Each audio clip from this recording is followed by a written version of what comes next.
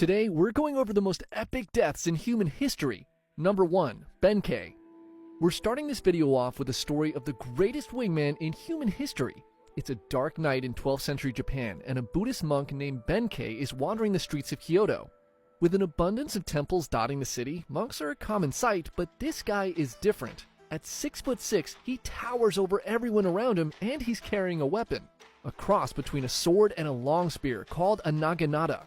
His face gives off the vibes of someone on a hunt more than someone seeking enlightenment. And it turns out he was out hunting that night for his final victim. See, Benkei was actually a Sohei, a warrior monk trained and battle-hardened in combat. Through his encounters with samurai, he's decided that they were an arrogant class, unworthy of their status in society. The world would be a better place with less of them around, and this led him on a bloody quest to duel and defeat 1,000 samurai, collecting their blades as trophies after each victory. At this point, he had collected 999 swords and was out that night looking for his final duel. While walking near Goto Tenjin Shrine, Benkei hears the sound of a flute, and when looking to see who is playing it, he finds a small, thin samurai. Around the man's waist is a beautiful gilded katana, the perfect piece to finalize Benkei's sword collection. He immediately challenges this samurai to a duel. The small man puts away his flute, and surprisingly, he agrees to fight. The two men walk together to Gojo Bridge and draw their weapons. Full of confidence, Benkei rushes in, but despite towering over the samurai, Benkei is swiftly defeated. Instead of taking his life, the samurai just turns and walks away. Benkei is shocked and left in disbelief. In the following days, these unfamiliar feelings turn to anger and frustration. How could he lose to this tiny samurai? He had defeated much larger men in the past. He decides to stalk the grounds of Kiyomizu-dera Temple, waiting for the samurai to appear so he could take his revenge. Eventually, the samurai does show up, and Benkei immediately challenges him to another duel, a fight that Benkei loses again. Humiliated, he bows in defeat and tells this samurai that he'll abandon his life as a monk and instead follow him as one of his retainers. The samurai, who turns out to be Minamoto no Yoshitsune of the legendary Minamoto clan, agrees. Benkei joins him on his adventures, and the two become inseparable. They go on to join Yoshitsune's half-brothers and fight in the Genpei War against the powerful Taira, a clan that had killed Yoshitsune's father when he was just a baby. After 5 years of fighting, the Minamoto clan emerges victorious, and one of Yoshitsune's half-brothers, Yoritomo, becomes shogun. The end of the Genpei War had an unintended consequence. Without a common enemy, jealousy and suspicion soon turn the brothers against each other, and Yoshitsune and Benkei find themselves on the run, being pursued by Yoritomo and his men. They eventually find protection under another clan called the Fujiwara, and the pair spend a few years in relative peace in their domain.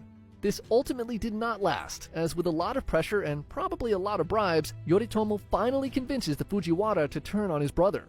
Fujiwara no Hidehira, the man who was once their protector, betrays them, and on June 15, 1189, at the Battle of Koromogawa, Yoshitsune and Benkei find themselves trapped and outnumbered 5-1, with 500 of Fujiwara's men surrounding their castle position.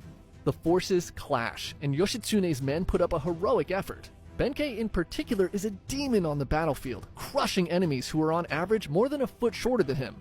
But despite their best efforts, Yoshitsune's men quickly begin to fall. With just a handful of retainers remaining, Yoshitsune realizes the battle is already lost. He turns to Benkei and tells him he plans to commit seppuku within the castle. He'll need time to prepare, and Benkei understands the assignment. He walks to the bridge that serves as the only entrance to the castle and stands alone against Fujiwara's army. Fujiwara signals a charge, and wave after wave of his men charge Benkei. He cuts them down one after another. No man can make it past him. In some stories, he's said to have single-handedly slain 300 soldiers on that bridge. Benkei stands stoically behind a pile of deceased Fujiwara warriors, beckoning more men to cross. And despite orders to do so, none of the Fujiwara's men answer his call. They all know that stepping on the bridge was a death sentence. Fujiwara, realizing his men are now too afraid to attack Benkei head-on, calls in his archers. They'll take him out from a distance instead. The archers let loose a barrage of arrows that find their mark in Benkei's chest, but nothing happens. Benkei doesn't flinch. They let loose another volley of arrows, but still nothing changes. Benkei's body is now a pincushion of arrows, but is still standing defiantly in their way. Time passes, and both sides stare at each other across the bridge. Nobody dares to make the first move. Finally, Fujiwara orders some of his men onto the bridge, and they reluctantly do as they're told. As they slowly approach Benkei, he makes no motion to ready himself. They creep closer, and when they finally reach the massive monk, they discover that while he was still standing, he was already dead. Benkei, knowing he needed to buy as much time for his master as possible, had positioned himself to be supported by his spear even if he was no longer alive. In his last stand, he showed no pain or emotion while being hit with countless arrows, all to give the illusion that he was ready to fight anyone who dared to cross. Because of his final actions, Yoshitsune had enough time to commit the seppuku ritual properly, maintaining his honor. What a wingman! Number 2. Yi-Sun Shin. The end of the 16th century in Korea was a strange mix of insane political corruption and relative peace for its people. Korea was a loyal tribute state to China, and the Ming dynasty pretty much left them alone. To the east, the Japanese were busy killing each other in the Sengoku Jidai, so they weren't a problem either. Aside from those pesky Jurchens who were constantly invading from the north, the rest of Korea was pretty boring and uneventful with no major threats. The boring, no-wars way of life led to many men choosing to pursue careers as scholars and government officials, as it was now the best way to gain power and influence. This led to a bloated and corrupt political class and an extremely weak military led by generals who had never seen real combat. This combination of governmental corruption and a weak military would end up causing all kinds of problems in 1590 when Hideyoshi Toyotomi fulfilled the dreams of his former lord Oda Nobunaga and reunified Japan, bringing an end to the Sengoku Jidai. The Japanese, for the first time in over 100 years, were not at war with each other. And if they weren't busy fighting each other, who are they going to fight now? Oh. Toyotomi begins sending messengers to Korea, saying that he was planning to conquer China and that he expects the Koreans to help him or else. Now remember, Korea was basically like the Puerto Rico of China in this era, so they couldn't really help Japan conquer it. Not like they wanted to anyway. They thought the Japanese were primitive barbarians. Plus, those idiots don't even know how to sail anyway, right? Ha ha ha ha ha. Oh. In 1592, hundreds of Japanese ships are spotted off the coast of Busan. This is no trading expedition, this is an invasion. Seeing the massive Japanese fleet, two of Korea's top admirals freak out and sink their own ships so they won't have to fight the Japanese. And just like that, half of Korea's naval fleet is gone. The Japanese soldiers land in Busan unopposed and immediately begin conquering forts and cities on their march to Seoul. The Korean military is no match for Toyotomi's men, who are all veterans of a 100-year war. Korean casualties are huge. The Japanese are ruthless and leave few survivors. Within 3 weeks, they've marched to and conquered Seoul. A few weeks later, they take Pyongyang and are at China's doorstep. The fall of Korea seems inevitable. But when all hope seemed lost, a man determined to defend his homeland and drive out these barbarian invaders rose to the occasion. A man who quite possibly was the greatest admiral to ever live. His name was Yi-Sun Shin. So Yi-Sun Shin's story is pretty interesting because unlike most heroes, he wasn't necessarily liked by the elites at the time. In fact, they kind of hated him, but for all the wrong reasons. Basically, early in his military career, he was so good at inspiring his men and leading them to victory that he made everyone around him look bad by comparison. Remember, corruption was a big problem during this time. So out of jealousy, a general falsely accuses Yi of deserting the army in battle, and the king believes it. He strips Yi of his rank, has him thrown in prison and tortured. This experience would probably make most men quit the military altogether, but Yi was eventually released, and he managed to climb his way back through the ranks to commanding a small fleet of ships by the start of the Japanese invasion. Now, despite the fact the Koreans were absolute trash at fighting at the start of this war, they did have one huge advantage over the Japanese.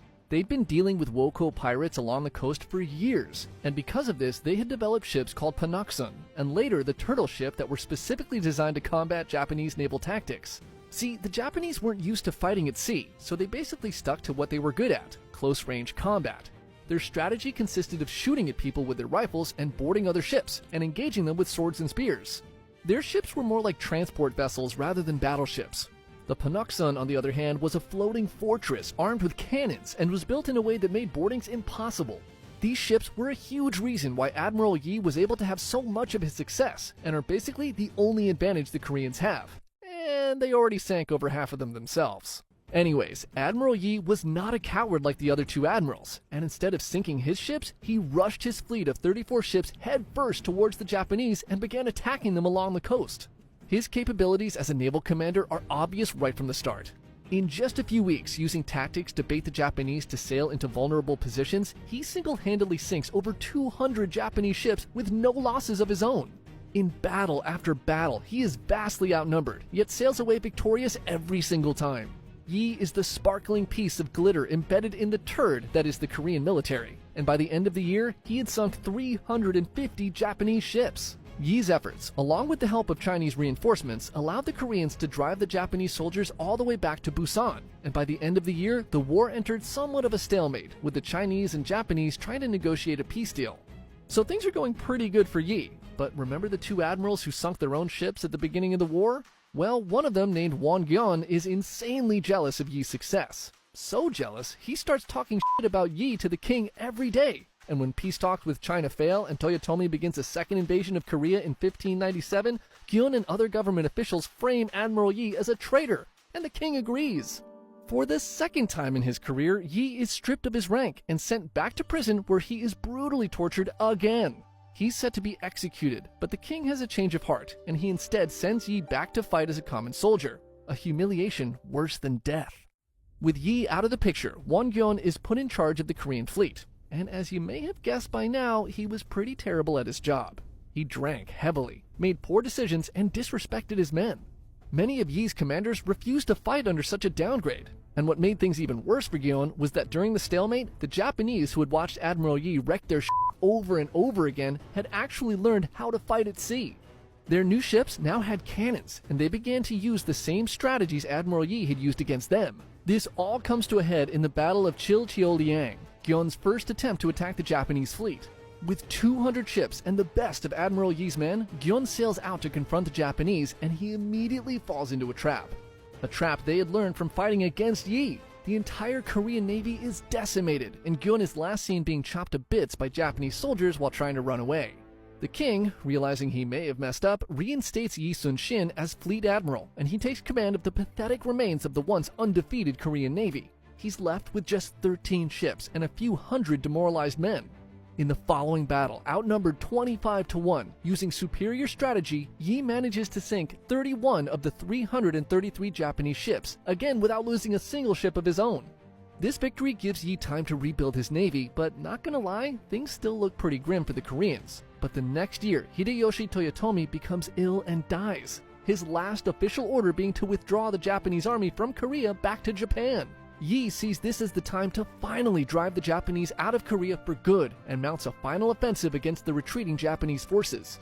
At the decisive Battle of Noryang, Yi takes his position at the top of his flagship with his son and nephew and begins beating a war drum to push his allied Korean and Chinese fleet forward. Admiral Yi's ship leads the charge, and he personally takes out 10 Japanese ships. The Japanese are in full retreat, and Yi beats his drum with intensity. Victory is within his grasp. After 7 long years, Korea will finally be free of these invaders. But suddenly, he's hit in his armpit by a Japanese musket ball. He realizes the wound is fatal, and he turns to his son and nephew and says, "The war is at its height. Wear my armor and beat my war drums. Do not announce my death." His son and nephew quickly carry his body below deck, and his nephew, dressed in Yi's armor, quickly returns to the admiral's position and resumes beating the drum. Yi's men continue to fight, and the Koreans drive the Japanese out of Korea for good. Undefeated in battle, Yi dies below deck, listening to the sound of his drum, knowing that his homeland was finally free. Number 3. Number 3. Ben L. Salomon. So we generally cover stories from more ancient times on this channel, but this story from World War II undeniably belongs on this list. This is the last stand of a dentist turned field medic who took out 98 Japanese soldiers before falling to his own wounds. Ben L. Salomon was drafted into the United States Army in 1940, just 3 years after he graduated from the USC Dental School.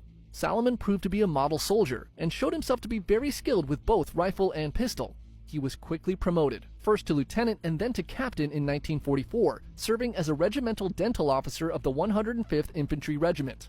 In June of 1944, Salomon and the 105th were deployed into active combat in Saipan. The fighting in the Pacific was infamously bloody. Casualties on the island were extremely high, and with so many soldiers having much more pressing issues than a root canal, Salomon volunteered to replace the 2nd Battalion's field surgeon who had been wounded. By July, both the Americans and the Japanese had suffered heavy casualties, and the remaining Japanese troops on the island came to the realization that there was no path to victory. They decided on a final banzai charge, a mission with the sole goal of killing as many American soldiers as possible with no plan of returning. Early in the morning of July 7, 1944, the remaining 4,000 Japanese soldiers began their final attack. Salomon's field tent was positioned just 50 yards behind the front foxholes, and within minutes, his tent quickly filled with over 30 injured troops. He did his best to tend to the wounded, but the Japanese soon broke through the front lines. He looked out of his tent and spotted a Japanese soldier bayoneting a wounded American who was lying outside of the tent. Enraged, Salomon picked up the rifle of one of his patients and fired at the Japanese soldier, killing him. Suddenly, 2 more Japanese soldiers popped into Salomon's tent and he fired on them, taking them out as well. Like zombies, 4 more enemy soldiers then crawled into the tent from the sides, and Salomon took 2 out with his rifle and another with his bayonet. He hit the 4th soldier in the stomach with the butt of his gun, and a wounded soldier he had been treating finished him off. Realizing the situation was only getting worse, Salomon instructed his medics to evacuate all of the wounded men. He would stay behind to give them cover so they could retreat. Salomon grabbed a rifle and joined the front lines. When he saw 4 men manning a machine gun fall to enemy fire, he rushed to the gun and manned it himself, firing bursts into the charging Japanese soldiers. He continued to fight from that position until he was eventually overrun by enemy soldiers. Days later, when the Americans returned to the battlefield, Salomon's body was found slumped over the machine gun, with 98 dead Japanese soldiers piled in front of him. His body was ravaged with 76 bullet holes and many bayonet wounds, 24 of which he may have suffered before actually dying. The blood trail on the ground showed that Salomon had repositioned the machine gun multiple times while mortally wounded. Despite saving many lives that day, Salomon was denied the Medal of Honor due to a rule in the Geneva Convention that no medical officer can bear arms against an enemy. Despite multiple recommendations from generals throughout the years, he remained a footnote in history until 2002, when Salomon was finally posthumously awarded the Medal of Honor from President George W. Bush, 58 years later.